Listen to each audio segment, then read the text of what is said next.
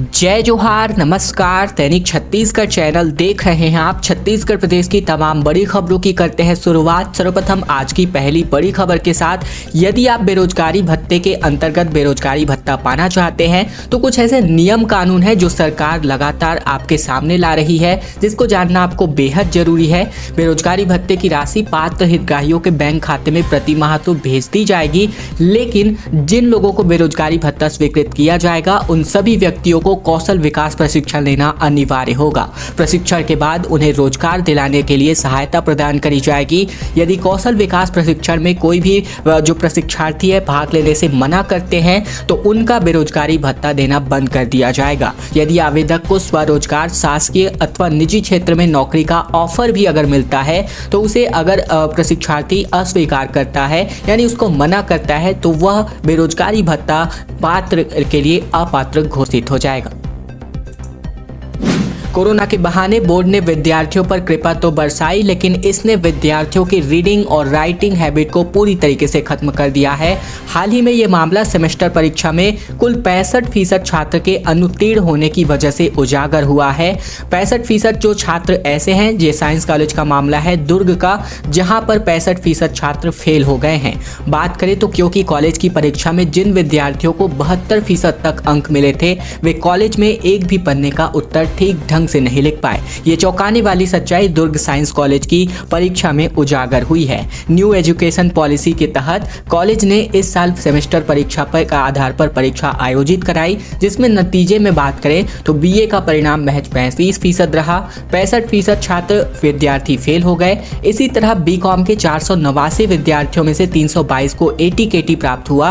वहीं बीएससी के 821 हितग्राहियों में से विद्यार्थियों में से केवल 357 ही उत्तीर्ण हो पाए। 235 को ATKT और 270 विद्यार्थी एक बार फिर अनुत्तीर्ण हो गए। सभी विषयों का परिणाम लगभग इसी तरह का है। ये आंकड़े विद्यार्थियों के पढ़ने लिखने की क्षमता को उजागर कर रहे हैं। वहीं हाल ही में बात करें तो अभी वर्तमान में जो है परीक्षाएं चल रही हैं, इनके परिणाम आने अभी बाकी है और हो सकता है ये आने वाले परिणाम आपको चौंका दें। सड़क हादसे में 20 से ज्यादा यात्रियों के घायल होने की खबर, जिनमें से 5 के हालात गंभीर। ये मामला कवर्धा का, जहां ट्रक ने रॉन्ग साइड से आकर बस को टक्कर मार दी और आरोपी ड्राइवर मौके से फरार हो गया। कवर्धा जिले में बीती दोपहर को एक तेज रफ्तार ट्रक और यात्री बस आमने सामने से जबरदस्त तरीके से टकरा गई। हादसे में 20 से ज्यादा यात्री घायल हो गए, जिनमें बच्चे भी शामिल है। वहीं 5 लोगों के हालात बेहद गंभीर है। राहगीरों ने तुरंत पुलिस को इसकी सूचना दी। दुर्घटना रायपुर जबलपुर नेशनल हाईवे क्रमांक 30 पर शक्कर कारखाने के पास हरिन छपरा गांव में हुई है। मामला कवर्धा सिटी कोतवाली क्षेत्र का है और खबर मिलने पर घटना स्थल पर पहुंची पुलिस ने राहत एवं बचाव कार्य शुरू किया। सभी घायलों को इलाज के लिए जिला अस्पताल पहुंचाया गया। भिलाई में चौथी रेल लाइन बिछने वाली है, जिससे 250 से अधिक पेड़ों को शिफ्ट किया जाएगा। दरअसल ये जो खबर आ रही है, भिलाई से दुर्ग के मध्य टाउनशिप की ओर 11.6 किलोमीटर लंबी और चौथी रेल लाइन बिछाई जानी है, इसको लेकर है। इसको लेकर वन विभाग ने सर्वे पूरा कर लिया है। तकरीबन 750 पेड़ इसकी जद में आ रहे हैं। वहीं 250 से अधिक पेड़ों को शिफ्ट करने की योजना है। इसको लेकर वन विभाग ने प्रस्ताव तैयार कर रेलवे को भेज दिया है। वहां से मंजूरी मिलते ही इस दिशा में काम करना शुरू कर दिया जाएगा। वहीं इस बार वन विभाग का फोकस पेड़ों को शिफ्ट करने को लेकर है। जो नए और पुराने पेड़ हैं इनको किन स्थानों पर शिफ्ट किया जाना है, ये BSP यानी कि भिलाई इस्पात संयंत्र प्रबंधन तय करके वन विभाग को इसकी जानकारी प्रदान करेगा। बात करें आखिरकार ये क्यों किया जा रहा है, तो पुरी से लेकर दुर्ग आने वाली एक्सप्रेस को तकरीबन हर दिन रायपुर के बाद आउटर कुम्हारी के पास या फिर भिलाई 3 के पास लूप लाइन में 15 से लेकर के 30 मिनट तक हर दिन रोक दिया जाता है और कम से कम 1 घंटे की देरी यात्रियों को इसी वजह से हो जाती है घर पहुंचने के बाद भी। ऐसे में चौथी लाइन बिछ जाने के बाद ये दिक्कतें दूर हो जाएंगी।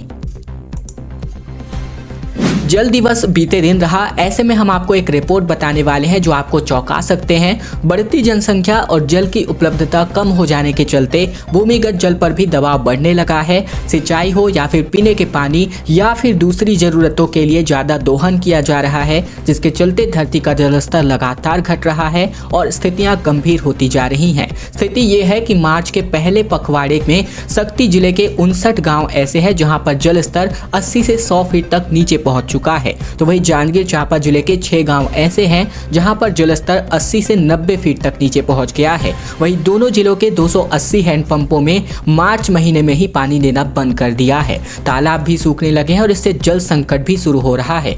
बढ़ती आबादी के कारण जहां जल की आवश्यकताएं भी बढ़ती जा रही हैं, वहीं प्रति व्यक्ति जल की उपलब्धता भी समय के साथ कम होती जा रही है। वहीं मामले मालखरौदा की बात करें और डबरा ब्लॉक की बात करें तो पिछले साल की स्थिति में यहाँ 26 से लेकर के 31 मीटर औसत जल स्तर था, लेकिन इस साल यहाँ 36 से 40 मीटर तक औसत जल स्तर पहुंच चुका है। ज्यादा दोहन की वजह से जल स्तर लगातार घटता जा रहा है। विशेषज्ञों का कहना है कि सिंचाई हो या फिर पीने का पानी या फिर हो दूसरी जरूरतों के लिए जरूरत से ज्यादा लोगों के द्वारा पानी का दोहन किया जा रहा है, जिसके चलते धरती का जल स्तर भी लगातार घट रहा है। वहीं आने वाले दिनों में तृतीय विश्व युद्ध की संभावना पानी को लेकर है, ये आपकी जानकारी के लिए बता दें। देश में पहली बार गोबर का उपयोग ऐसा हो रहा है जिसमें कोयला का उपयोग के तौर पर गोबर का उपयोग किया जा रहा है। जी हां, ये खबर आ रही है सीमेंट प्लांट की भट्टी, जिसको आमतौर पर टेक्निकल भाषा में क्लिन कहा जाता है। इसको गर्म करने के लिए ग्रीन एनर्जी को बढ़ावा देने के लिए पहली बार कोयले के साथ गोबर का उपयोग किया जा रहा है।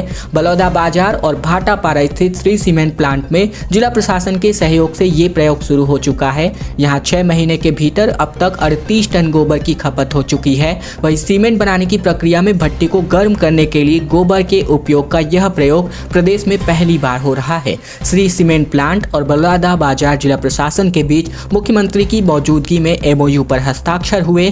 श्री सीमेंट उद्योग ने गोबर की आपूर्ति के लिए स्थानीय गौठान समितियों से करार किया है। इस पहल से पशुपालकों को हर महीने 4 से 5 हजार रुपए की आय हो रही है।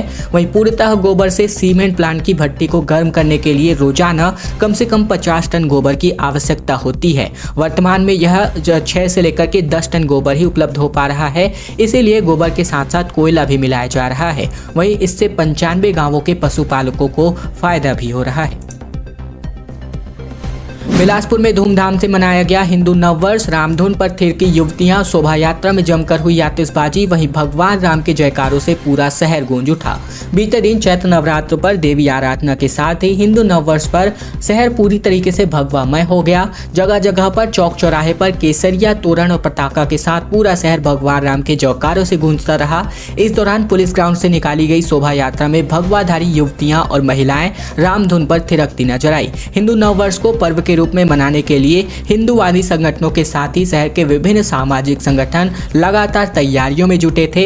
एक दिन पहले बीती शाम को शोभा यात्रा निकालकर झूलेलाल की जयंती मनाई गई थी। वहीं हिंदू नववर्ष मनाने के लिए जगह जगह चौक चौराहों पर स्वागतदार पोस्टर और भगवा झंडे लगाए गए थे।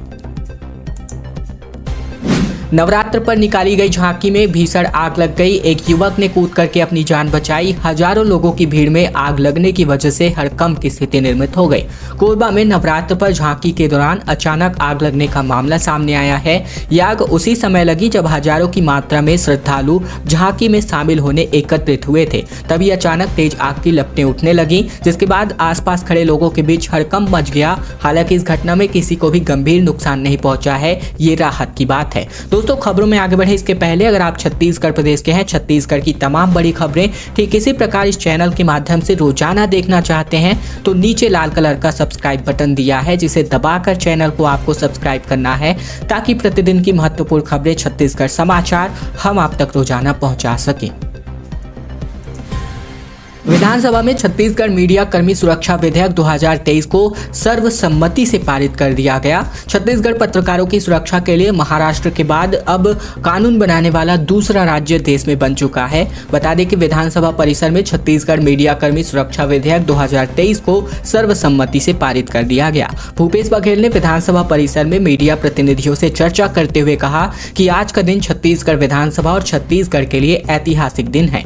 पत्रकार जो अपनी जान जोखिम में डालकर अंदरूनी क्षेत्रों में जाकर खबर लाते हैं। बहुत सारे ऐसे लेख भी लिखते हैं जिससे उनको और उनके परिवारों को और परिवार के लोगों को भी खतरा बढ़ जाता है। साथ ही धनहानि के साथ इनकी जनहानि की भी संभावनाएं बनी रहती हैं। ऐसे में जितने भी पत्रकार हैं, चाहे वो इलेक्ट्रिक मीडिया के हो, चाहे प्रिंट मीडिया को हो, चाहे पोर्टल मीडिया के हो, सभी साथियों के जो ऑफिस में काम करते हैं और जो भी गाँव में काम करते हैं, जिनका अधिमान्यता पत्र नहीं है, उनका रजिस्ट्रेशन करने का अगर प्रेस कहता है तो वो भी हमारे साथ है, जो लगातार 6 महीने के अंदर उनमें 3 लेख लिखे हो या फिर स्टोरी की हो। ऐसे लोगों को छत्तीसगढ़ मीडिया कर्मी सुरक्षा कानून के दायरे में लाया गया है ताकि उनकी सुरक्षा छत्तीसगढ़ सरकार कर सके।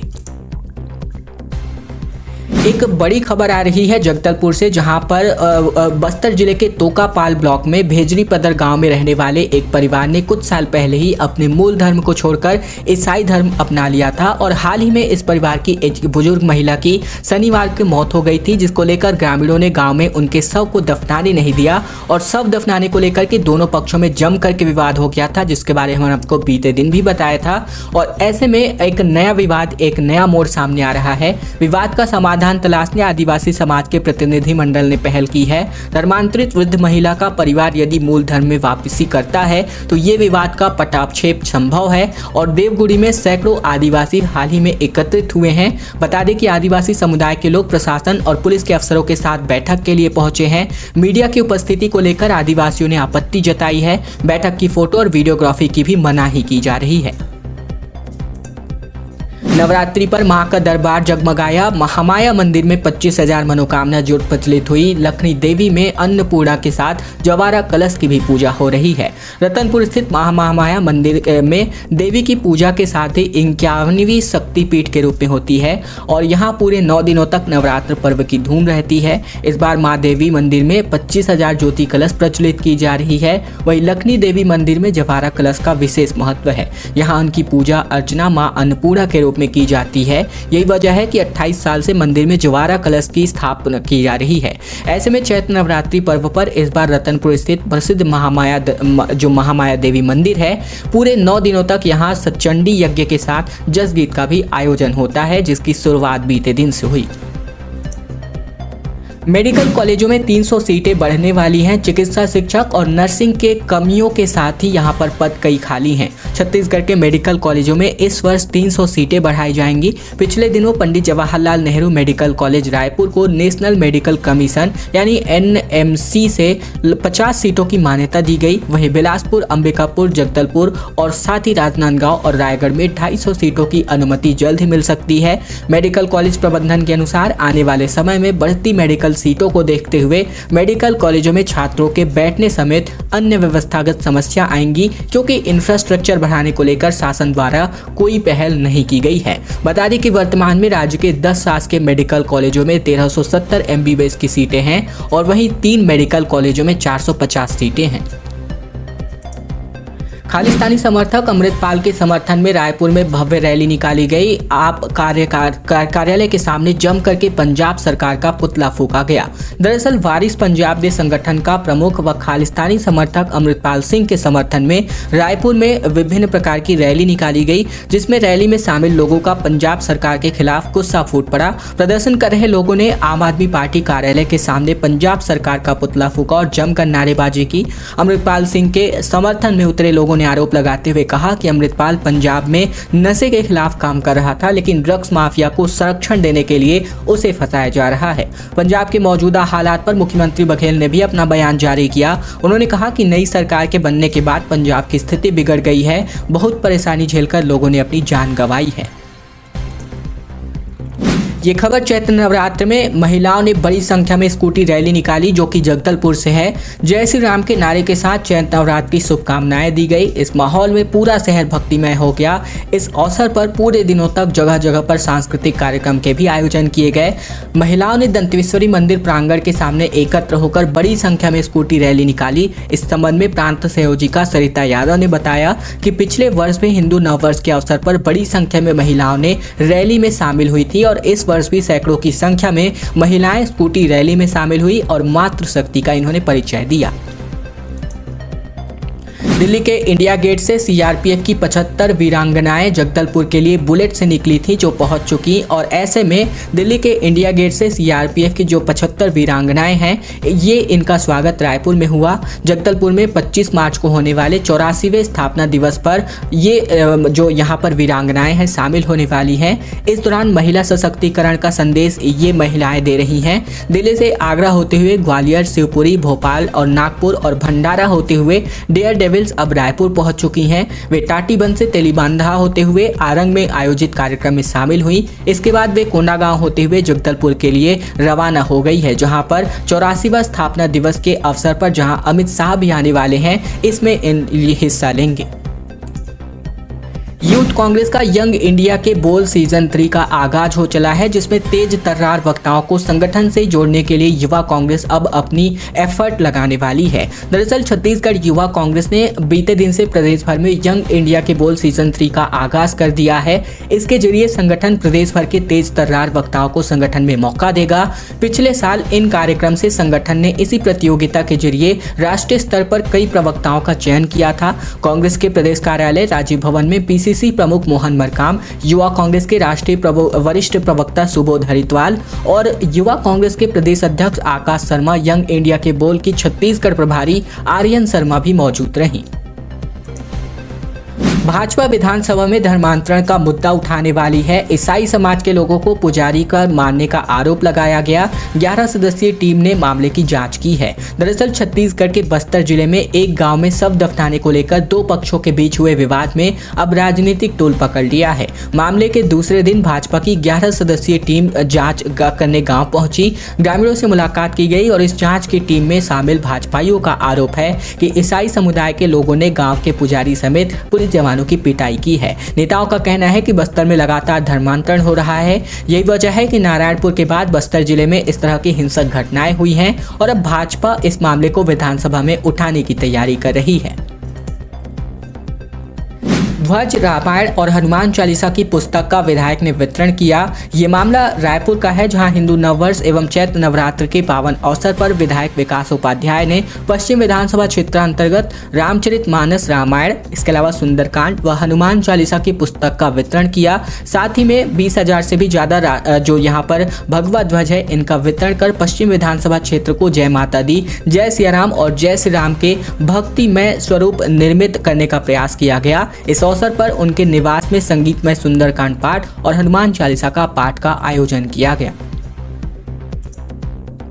ये वीडियो आप देख रहे हैं, जहां ये वीडियो जो है रायपुर का है। ये दो वीडियो आप देख रहे हैं, ये दोनों वीडियो रायपुर का है। और एक मामले में जहां चलती हाईवे में आग लगी है, ड्राइवर चलती गाड़ी से कूद करके अपनी जान बचा रहा है। ये पूरा मामला तिल्दा सब्जी मंडी के पास बुधवार को हुआ और ये हाईवा नेवरा की ओर जा रही थी, तभी इस हाईवे में अचानक आग लग गई। और ये जो दूसरा मामला आप देख रहे हैं, ये भी रायपुर का है, जहाँ माना थाना इलाके में एक्सप्रेसवे पर चलती हुई मारुति वैन में अचानक आग लगने की खबर सामने आई। बताया जा रहा है कि चलती मारुति वैन अचानक भीषण आग लग गई और वहीं वैन मालिक कुणाल सिन्हा ने चलती वैन से कूद करके अपनी जान बचाई। ये एक और मामला इस प्रकार का सामने आया है। एक ही दिन में 3 घटनाएं, जिसमें ट्रांसफार्मर में भी अचानक आग लग गई और ये तीनों मामले रायपुर के हैं। पूर्व बीजेपी विधायक नीलिमा टेकाम का निधन हो गया। लंबे समय से अस्वस्थ थी। डोंडी लोहारा राज परिवार की बहू से मौत, राजनीतिक जगत में पूरी तरीके से शोक का माहौल है। बालोद जिले के डोंडी लोहारा विधानसभा क्षेत्र की पूर्व विधायक व राज परिवार की बहू नीलिमा टेकाम का बीते दिन आकस्मिक निधन हो गया, जिसके बाद राजनीतिक जगत में शोक की लहर है। बीजेपी, कांग्रेस सहित अन्य राजनीतिक दलों के लोगों ने उन्हें श्रद्धांजलि अर्पित करने उनके निवास पहुंचे। भूकंप से बचने के लिए 7वीं मंजिल से नीचे दौड़ पड़े सांसद। और ये है दिल्ली का फुटेज, जहां बस्तर सांसद दीपक बैज का 7वें फ्लोर से नीचे दौड़ते हुए वीडियो सोशल मीडिया पर खूब वायरल हो रहा है। वीडियो में वे अपने गनमैन के साथ सीढ़ियों से नीचे उतरते दिखाई दे रहे हैं। दिल्ली एनसीआर में रात तकरीबन 10:17 पर भूकंप के तेज झटके महसूस किए गए। इस दौरान बस्तर सांसद दीपक बैज अपने फ्लैट से दौड़ते हुए नीचे उतर रहे थे। रिक्टर स्केल पर इस भूकंप की तीव्रता 6.6 मापी गई। खैर दोस्तों, आज की खबरों का सिलसिला बस ही तक का था। अगर आपको यह वीडियो पसंद आए तो वीडियो को लाइक कीजिएगा। चैनल पर नए हैं तो चैनल को सब्सक्राइब करना मत भूलेगा, ताकि प्रतिदिन की महत्वपूर्ण खबरें छत्तीसगढ़ समाचार हम आप तक रोजाना पहुंचा सकें।